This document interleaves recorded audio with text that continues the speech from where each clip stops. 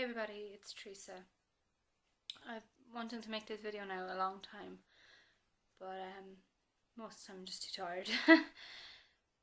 But I have a lot of days in these last like 11 weeks, 11 and a half weeks, maybe even before then,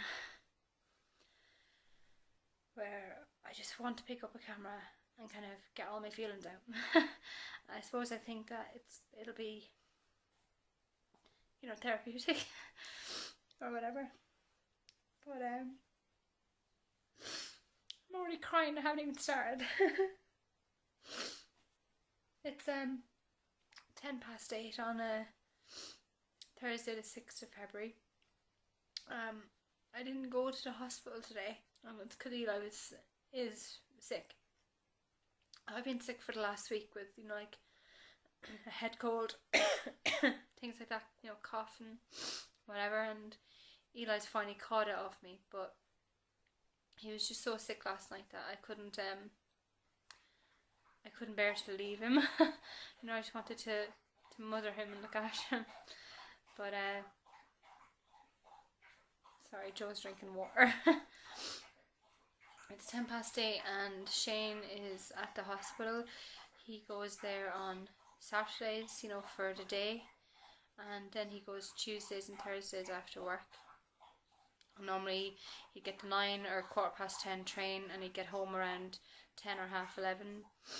But because Eli was so sick during the night and I knew Sam was short of clothes, Shane had to drive to the hospital this morning before work, because it was just the easiest way to do it for him. Otherwise, he was going to have to do so much back and forth with different public transports. But what he did was he drove to the hospital, he went in, saw Sam for a while, left in his clothes and went to work, and then he went there like he normally does after work. But he can drive home tonight, which is, in a way, it's a break. It's like a change from the train. So I'm not even sure what it is I want to get off my chest or what it is I want to say, but I never expected everything to be this kind of difficult or this hard, and like we are managing, for the most part. But what I find is when I'm home from the hospital and when Eli's gone to bed, I kind of, I've so much to do anyway. I kind of want to have so much to do because I don't like just thinking about what's going on, about the situation.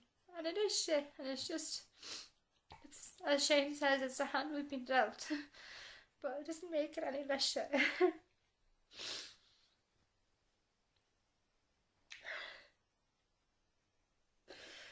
And it's nights like tonight when, I just think Eli's gone to bed and Shane isn't here and Sam isn't here. And it's just me and the dogs and me feeling sorry for myself. And the dogs wondering what the fuck's wrong. It was like last night, or no, it must have been Tuesday night when Shane was at the hospital. I was just flicking through the channels and it was the last 5 minutes of some children's hospital programme on BBC, and it was a baby that had similar, issues to Sam. Like, she had other things as well, but they were talking about her bowel and about how she was feeding through the tube, and once she learned to have a bottle, she'd be able to come home, and that just set me off crying. But I find it really stupid, hard when, if Sam has a day where he doesn't take anything orally, which is some days is most days, or sometimes it's most of the time that he won't take anything through the bottle. I just I feel like I wish I could tell him to cop on, and just drink a bottle the way a baby should, and then he can come home. But and every time, there's something kind of like a setback, even if it's just something small, like maybe he's just had a little vomit, or me or a nurse has tried him with a bottle and he wouldn't take it. All I can think about is how that makes it one more day he's going to be in hospital, or it's one more day that I'm not with Eli. And then I feel guilty for, I feel guilty, like, for wanting to spend time with Eli. Especially because from the minute he's been born, all I've been told is that Sam's my priority now, and that Eli will be okay. But it's not even that Eli's not okay, because he is, and it's me who's not okay. You know, Eli's with his grandparents, or you know, his auntie or whoever's minding him, and he's fine. Or he comes with me on Fridays, and you know, he's fine. But it's me who's not fine. It's me who misses him. And I hate having to find out of someone else, you know, how was Eli today? What did he eat today? Was he in good form? Did he do anything new? I want to be there for all that. And it's just missing him so much, and it's the fact that there's no routine for him, and I know he's not going to remember pretty much any of this, but I remember, which is the hardest part. But before we found out that Sam was going to be sick, the only thing I was ever worried about was what kind of bottles to get him. And I never really thought that like feeding was going to be like his, you know, what our life centered around, you know, trying to get him to take a bottle.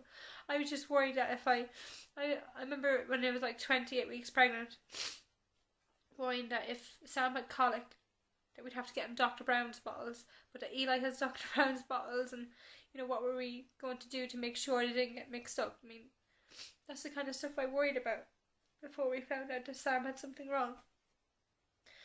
And when Sam was born, like, I was just thinking about stupid things, like that we weren't going to get to use the double buggy, and you know, really stupid stuff, even though, you know, we will get to use but every time I see the stupid double buggy, I just think about how I don't have both boys here. But I think it's really hard as well, just the fact that when Sam was born, he was taken to the neonatal, you know, unit straight away, and a couple of hours later he was brought by ambulance to the children's hospital, and they did the operation straight away. So I never got to have him, you know, with me in the room, like where I was, you know, getting over the C-section for the 4 or 5 days. And I just, like, I don't know how people have done it before to try and pump milk when you don't have your baby. You know, to not even have the option of, you know, breastfeeding, you know, that your baby's just gone away. And you know, at the same time, like, the fact that your baby's sick kind of spurs you on to try and do as much as you can for them. But I just found that pumping got harder and harder because we were apart, and because I just had a C-section. It wasn't like, and because he was in a different hospital, it wasn't like I could just like go to the neonatal ward and see him, because first of all I just had a C-section, so I couldn't. And then he was gone to a different hospital, and I couldn't leave the hospital that I was in because I'd had the C-section. I could leave the following day, and you know, like on the following 4 or 5 days, but only if I had somebody with me. And I remember the nurses or the midwives telling me in the maternity hospital, you know, to look at photos of him while I was pumping, and it just got harder and harder. And you know, it's just, I don't know, it's just, I keep, every now and again, I just get these horrible memories of babies crying in the ward for that week after the C-section. I would just have given anything to have Sam, you know, crying his lungs out beside me. But he was in like intensive care, you know, at a different hospital. And I even heard some women complaining about their babies and asking midwives for help because they couldn't get them to stop crying. And it was just me on my own.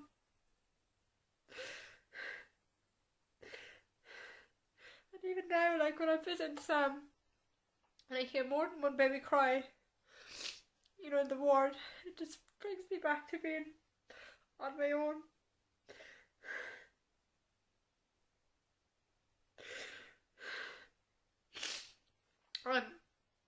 The few weeks after Sam was born, like, the instances that me and Shane would have, together, which were very few, might just be like, grocery shopping or, something.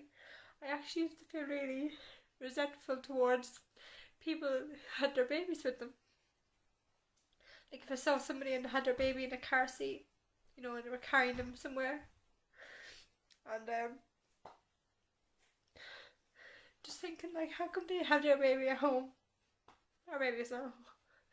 It's just so stupid, because I can't do anything about it. All I can do is take every day as it comes, and I know that. That's why I don't even sit down like this and think, because once I think, that's it. What I have been doing, I was trying to do, actually just started upsetting me more, and it was visualization exercises, to just imagine the Sam was home, especially at night time when I'm in bed, to imagine that he's either in his room or he's in the cot beside me, and like sometimes when I close my eyes, I just imagine that the cot is right beside the bed and he is actually really there. Sometimes it helps, but sometimes it makes it worse. So I don't know what to do. But I think what I've just found so hard is, balancing the two boys. I just constantly worry about Eli. And I'm like sick to death of people telling me that Eli's fine. I just feel like I'm not going to get this time back that I'm losing. He's at the stage now where, like, every day there's a new facial expression or a new attempt at, some sound from his mouth or, something.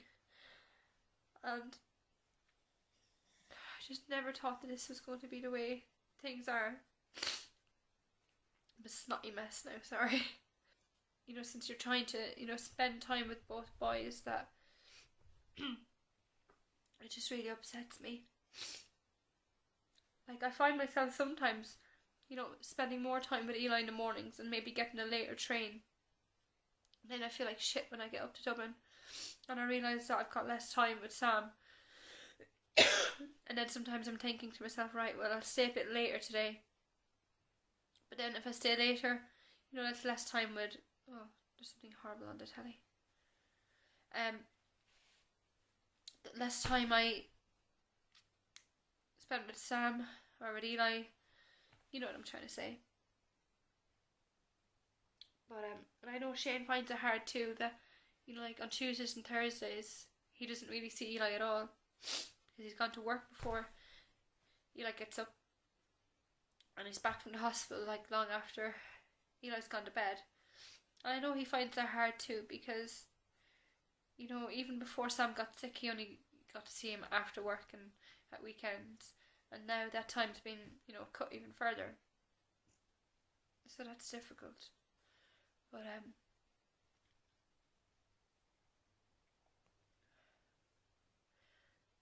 it's hard to imagine that now, that we're all going to be home, ever. I know we will be. But, I just hate having to make phone calls all day, How's Eli? I wish somebody was ringing me asking how Eli is and how Sam is, and I was like, oh, they're both fine.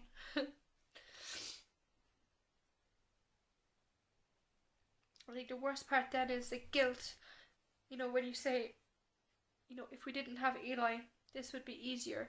We could spend more time in the hospital. Or when you say, if Sam was our first, it would be easier, or I don't know. And even sometimes, I get to thinking, if we hadn't got pregnant quite as quick as we did after Eli, if we'd given it a bit of time and waited, that maybe we'd have given birth to a different baby who was healthy, but then we wouldn't have Sam. So you have all these kind of little thoughts that fly into your mind before you have a chance to go, that's a thought I shouldn't have, because you're gonna have thoughts.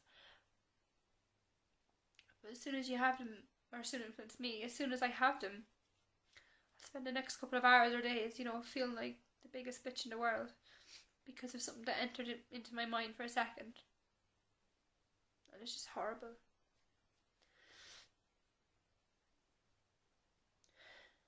And sometimes, I'm so tired, so exhausted, that people might say to me, you need a break from that hospital.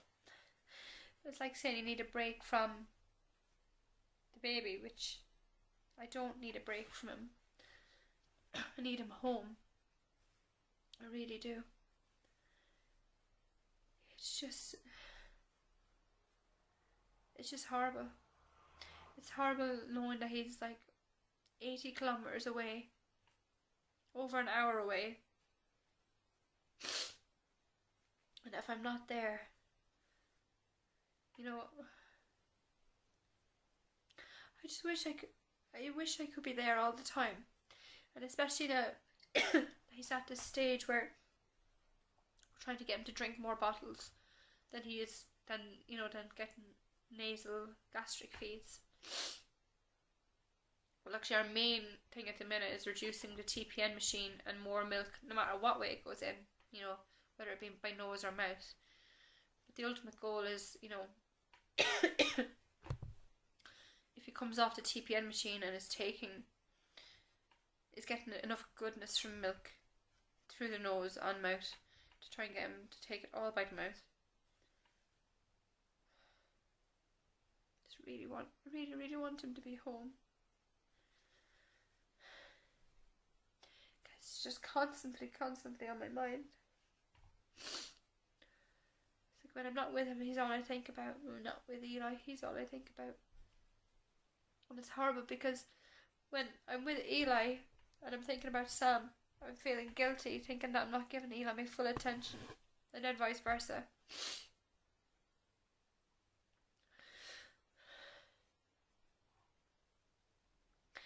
Sam is doing well.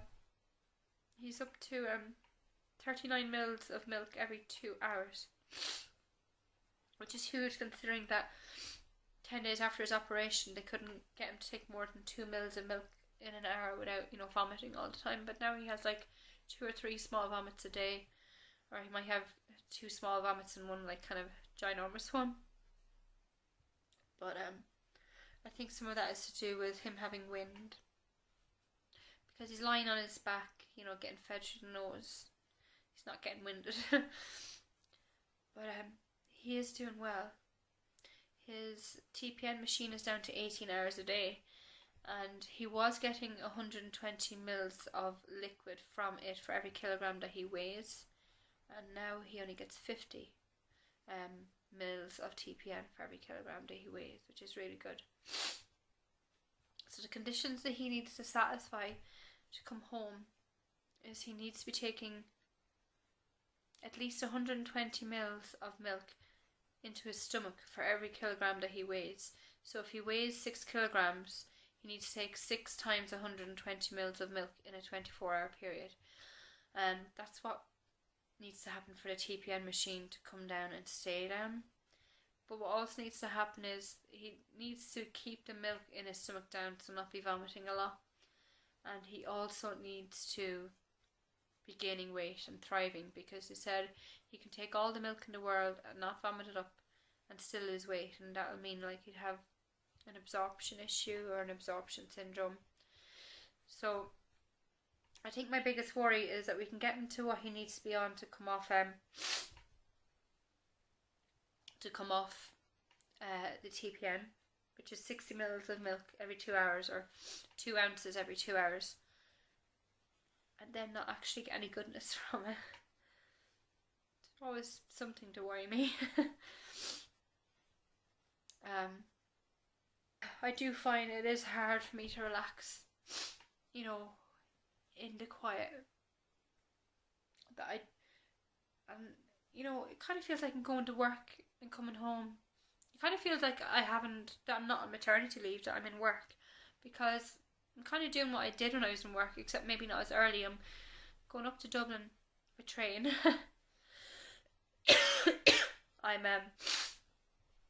I'm spending most of the day there. I'm coming home like 5:30, 6, 6:30, 7. Getting Eli to bed and then starting my day, if you like.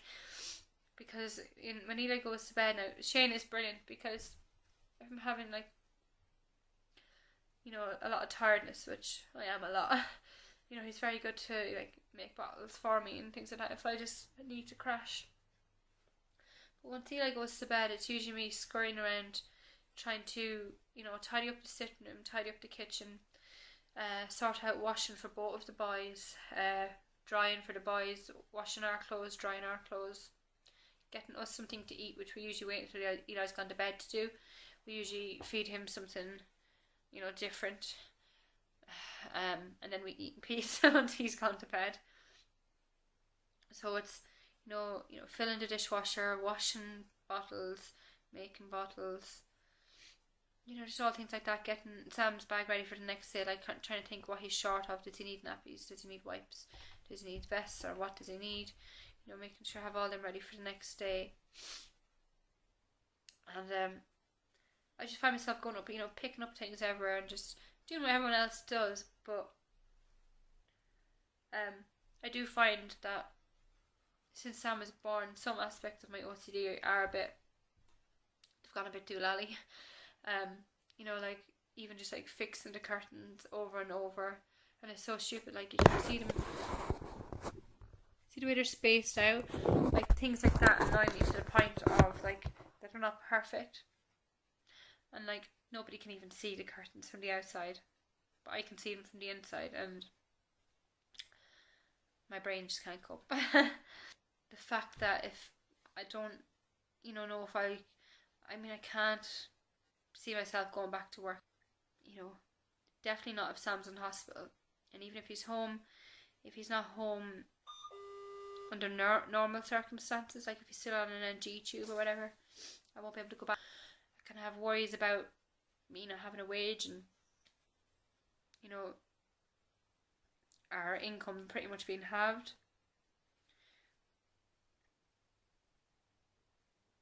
It's just a lot of stuff to kind of wrap your brain around. I don't think, we realise, because we don't really stop to think, but just how little time me and Shane have together, anymore. Or me, Shane and Eli together. I can't really remember, like the last time all three of us, were doing something other than, getting Eli ready for bed. And even then, that's not all the time, because Shane goes to see Sam after work 2 nights. But yeah, like when you think of it, we're asleep at night time. In the morning, I'm always so exhausted from the hospitals that like in the mornings, like if Eli isn't up yet, I'm not up yet.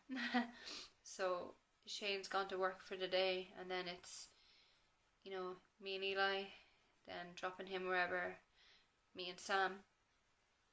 Back home, me and Eli me, Eli and Shane, until Eli goes to bed. On 2 nights a week, it's just me and Eli. And then on Saturdays, Shane's gone in the morning to the hospital. He's not back till the evening. And then Sunday, it's the other way around. I go in the morning to the hospital. Shane minds Eli. I get back, a little bit of time with Eli, and then bedtime. So, like, we really are just kind of like passing by each other, which is sad. Like Christmas especially, where we wanted to make sure that neither boy was alone. It was literally a case of Shane stayed up there Christmas Eve and he drove home at 6 a.m. He got home about 7 a.m. and I think it was about half an hour, 45 minutes. And then I just took the keys and like 7:45 I was gone back up. And it's just that whole thing of like, I feel like we're spending our lives at the minute, you know, just passing by each other like we're doing shift work or something. And however hard this is for me, how much harder is it for Shane? I mean, he's still working 9 to 5, 5 days a week, you know, while trying to spend time with both boys. Whereas I have 24/7 to work out what I'm going to do with both boys. And he doesn't. So it's very, very hard for Shane. It has to be. I can just like, I keep thinking to myself, you know, maybe in a year's time that, you know, me and Shane will go to a movie and somebody will babysit.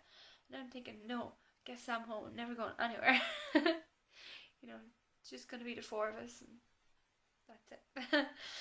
We'll see. Like, something has to suffer. So like in the daytime it's Eli. Or it's my feelings about Eli, and then the night it's about Sam. So that's it.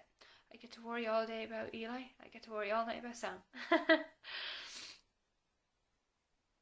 So that's it. That's my big, massive, long, whatever you want to call it.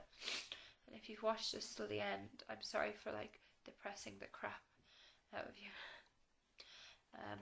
If you've any questions, any suggestions, or if you want to ask anything at all, you know, just put it in the comments down below.